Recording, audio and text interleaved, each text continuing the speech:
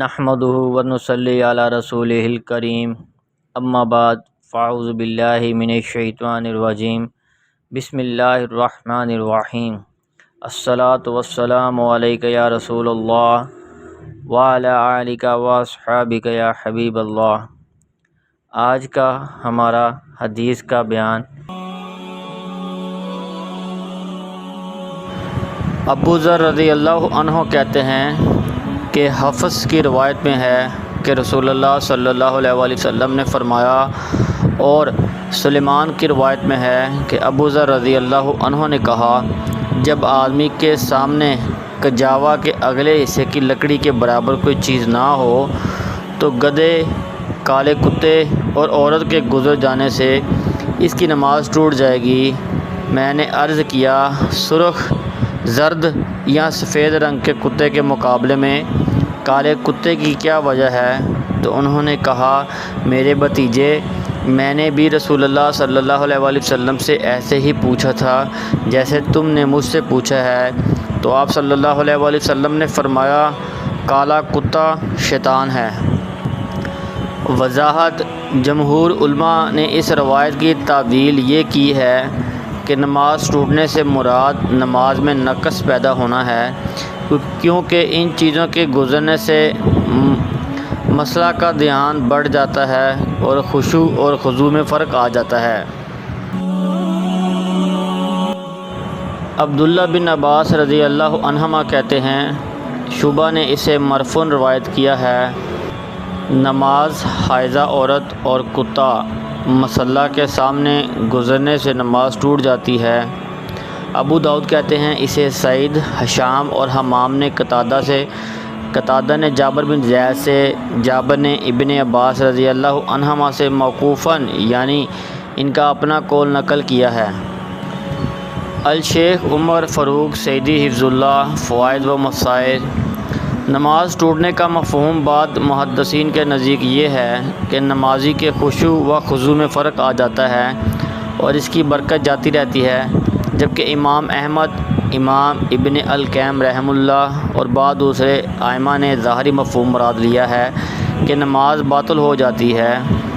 اس کی تائید ایک حدیث سے ہوتی ہے جسے شیخ البانی رحمۃ اللہ نے الصحیح میں نقل کیا ہے۔ اس کے الفاظ ہیں، ترجمہ: گدھے، عورت اور سیاہ فام گزرنے پر نماز لوٹائی جائے۔ علامہ صفی الرحمن مبارک پوریہ رحمۃ اللہ، فوائد و مسائل۔ نمازی کے سترے کا بیان۔ ترجمہ: رسول اللہ صلی اللہ علیہ وآلہ وسلم نے فرمایا، مسلمان مرد کی نماز کو جب کہ اس کے آگے پالان کے پچھلے حصے کے برابر سترہ نہ ہو، عورت، گدھا اور کالا کتا توڑ دیتا ہے۔ فوائد و مسائل۔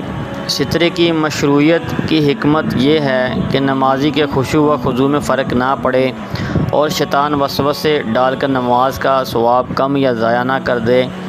رسول اللہ صلی اللہ علیہ وآلہ وسلم نے سترے کو شیطان سے بچاؤ کا ذریعہ قرار دیا ہے۔ اگر نمازی کے آگے سترہ موجود ہو تو سترے سے ماوراء گزرنے والا کوئی بھی انسان یا حیوان انسان کے خشوع و خضوع کو کم کرتا ہے، نہ ہی اس سے نماز باطل ہوتی ہے۔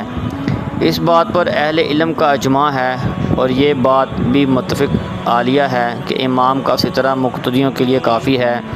ہر شخص کو نماز باجماعت میں الگ سے سترہ رکھنے کی ضرورت نہیں۔ رسول اکرم صلی اللہ علیہ وآلہ وسلم نے سترہ رکھنے کا حکم دیا ہے، تاہم صحت نماز کے لیے سترہ شرط نہیں ہے، اگرچہ نہ ہونے کی وجہ سے نماز کے خشوع و خضوع اور ثواب میں کمی آ جاتی ہے۔ مذکورہ حدیث میں یہ مسئلہ بیان ہوا ہے کہ اگر کسی نے سترہ قائم نہ کیا یا اس کے اور سترے کے درمیان سے عورت، گدھا یا کالا کتا گزر گیا تو نماز باطل ہو جائے گی۔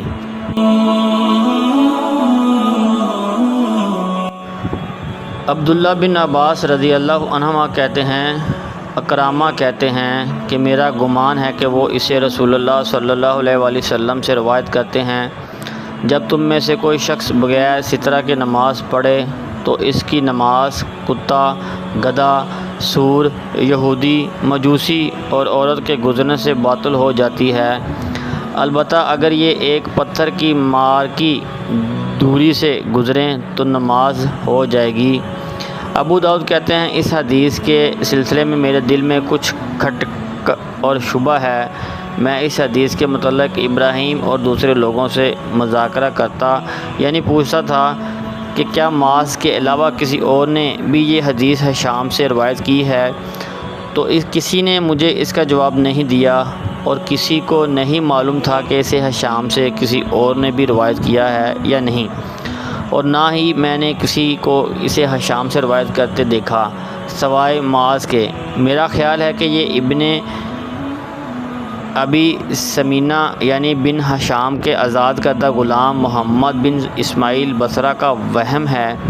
اس میں مجوسی کا ذکر منکر ہے اور اس میں پتھر کی مار کی دوری اور خنزیر کا ذکر ہے، اس میں بھی نکارات ہیں۔ ابو داؤد کہتے ہیں میں نے یہ حدیث محمد بن اسماعیل بن سمینہ کے علاوہ کسی اور سے نہیں سنی، اور میرا خیال ہے کہ انہیں وہم ہوا ہے کیونکہ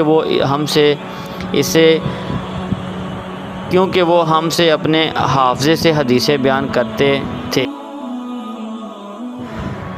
یزید بن نمران کہتے ہیں میں نے تبوک میں ایک اپاہج کو دیکھا، اس نے کہا میں نبی اکرم صلی اللہ علیہ وآلہ وسلم کے سامنے سے گدھے پر سوار ہو کر گزرا اور آپ نماز پڑھ رہے تھے، تو آپ صلی اللہ علیہ وآلہ وسلم نے فرمایا اے اللہ اس کی چال کاٹ دے، تو میں اس دن کے بعد سے گدھے پر سوار ہو کر چل نہیں سکا۔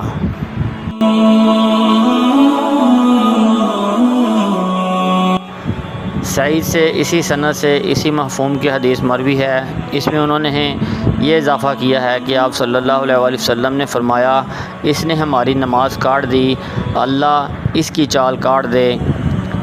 ابو داؤد کہتے ہیں اسے ابو مسہر نے بھی صحیح سے روایت کیا ہے، جس میں صرف اتنا ہے اس نے ہماری نماز کاٹ دی۔